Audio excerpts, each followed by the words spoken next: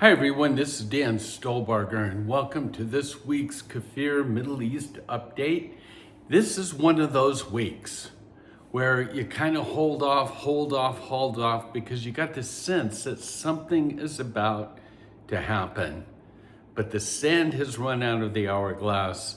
We're going to give you what we have at this particular time. Just a reminder, this is the week of July 23rd. We're going to look back on the events of this week, and this PDF behind me will be available on the YouTube page. Now, we always start with our news bites, so let's jump in.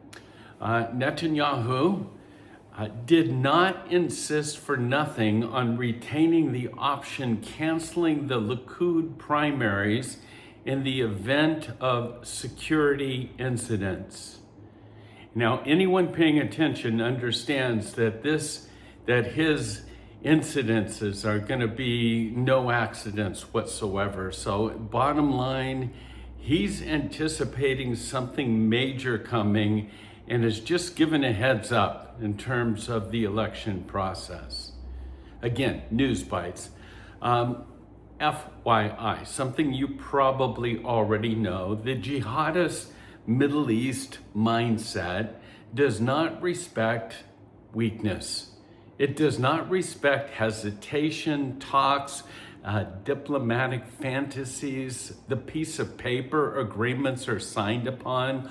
All of these highlight Western weaknesses and are invitations for more jihad aggressiveness. Jihad only respects strength. Israel's supreme leader, interestingly enough, we've never seen him live, but there are reports now that Khamenei is no longer even inside the country. And recent statements that have been attributed to him were written by senior IRGC officials. Now, this was according to a Saudi broadcaster. So, who knows? Israel, I keep updated in all this, and it just seems like Israel is itching to get back into the fight. Hours after that Iranian shrapnel had landed in Aqaba and Jordan, it was like, just give us a reason. We're going to look for some sort of shrapnel that might have fallen on the other side of the border in Eilat so that we can get back in it. It's just a matter of time. Now, in DC, just yesterday, for the first time, President Trump met with the Prime Minister, the President of Lebanon, Arnan, and he goes on to say, Lebanon will end its hostilities with Israel forever. That's his quote. And Trump, it seems, is pushing Lebanon to join the Abrahamic Accords. Like so much of this in the Middle East, we're just going to have to wait and see what happens. And then finally, under just the title, why or should we be concerned? And I know polls are polls, but they do point out some troubling things. Nearly half of Americans reject Israel now as a Jewish state. That's what the polls are showing. Americans under the age of 25, it's hard to imagine this, but they favor Hamas over Israel by a 20-point margin. Let all that sink in as the world turns. All right, let's go to our major articles. The first, and that's why I started this by saying I try to hold off as long as possible.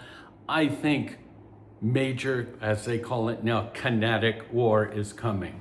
The U.S. State Department is calling upon Americans worldwide, specifically those in the Middle East, to exercise increased caution, citing heightened regional tensions, quote, with the potential for unforeseen escalation.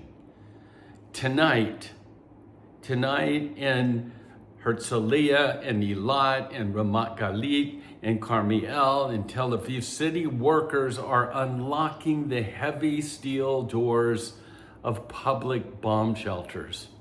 And every Israeli knows exactly what that means. A renewed U.S. travel advisory warning Americans against visiting parts of the Middle East. There's concerns for this tension that's going to escalate. Again, northern Israel's being singled out as specifically or particularly a sensitive site because of the ongoing confrontation between Washington and Tehran. And many other countries, by the way, are calling their Iranian embassy staffs back home. We'll just, again, I know you're probably tired of hearing this, we'll have to wait and see. And so the question is that will this be a full-scale war or not?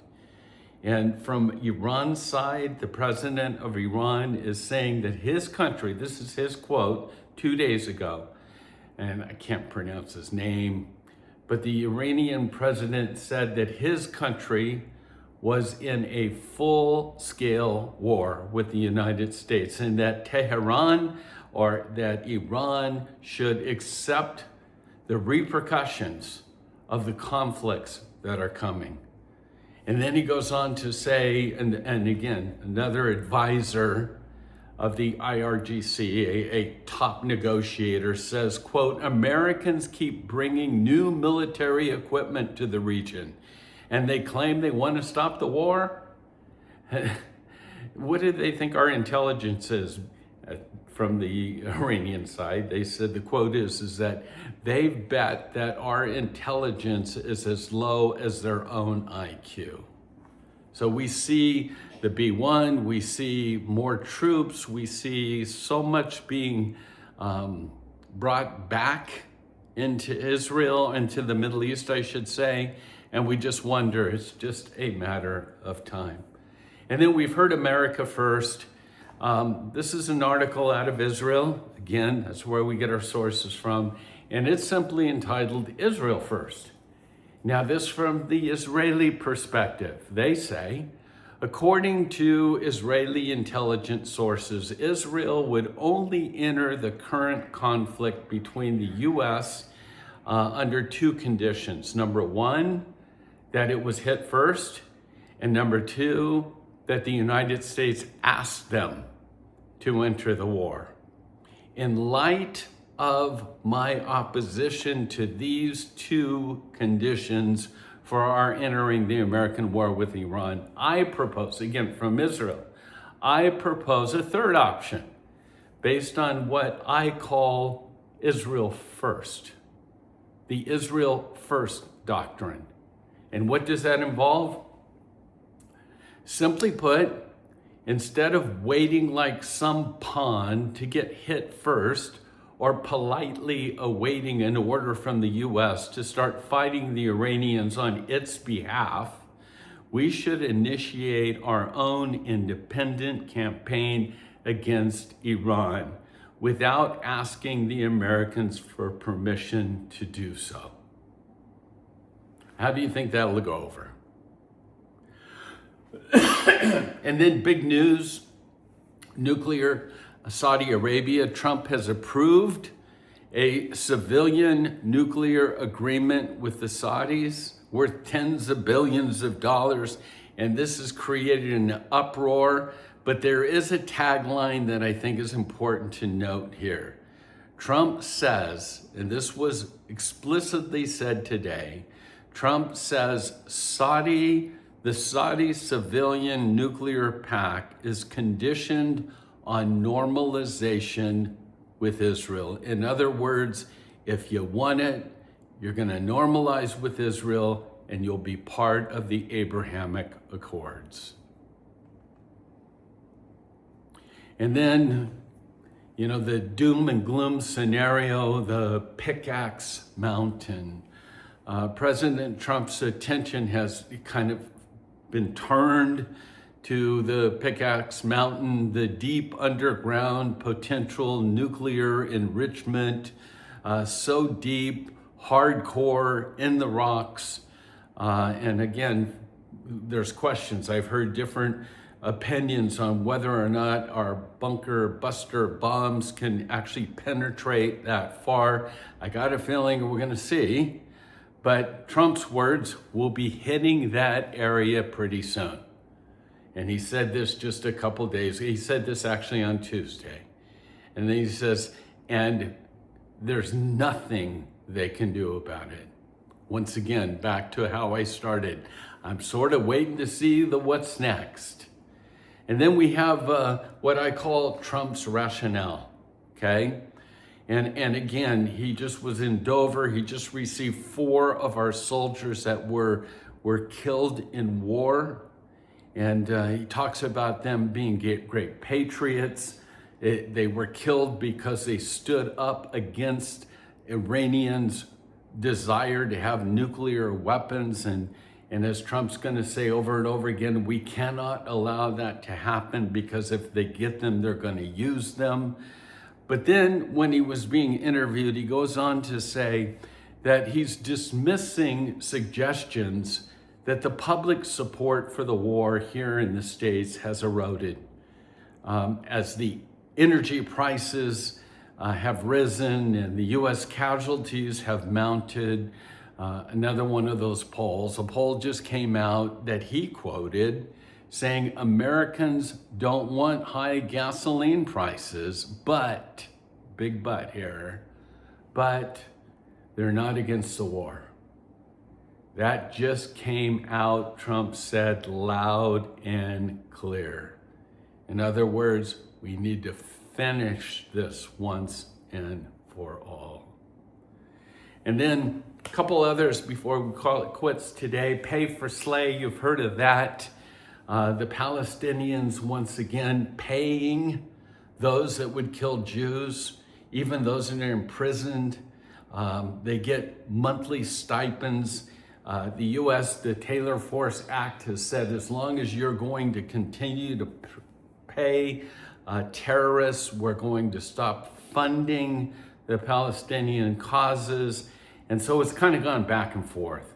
But I guess I'd have to say, here we go again. Ramallah is currently asking the U.S., our community, to believe them. To believe, and it's based on a document that it's official, it's stamped, it's got a boss's name on it, as if that means anything. And it's just been released, and it says that they've dismantled pay for slay. Here's the bottom line. The difficulty is threefold in believing this. It made the same claim 14 months ago, and they were caught. And that failure was itself the 4th attempt. And each attempt followed the same playbook. Create a new initiative, create a new document, obscure the mechanism, and hope the international community mistakes, again, style for substance. You've heard it said before. Fool me once, shame on you. Fool me twice, shame on me. And finally, the last up, something that's of great concern, that there's no way that we could even imagine that this entity would have traction. It's called the red-green axis. The most dangerous political alliance in the West today, smack dab here in the US, isn't a party, it's an ideology. It's called the red-green axis. It's the far left revolutionaries and the political Islamists coming together. They hate America. They hate Israel. They hate the Jewish people. They hate Western democracy.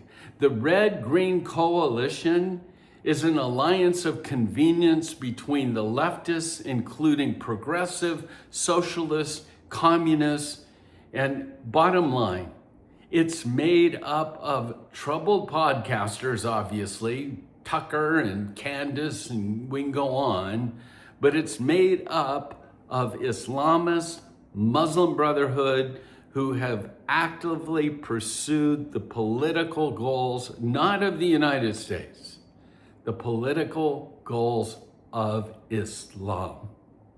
So the red-green axis, it's not coming, it's here. So that's our report for this week.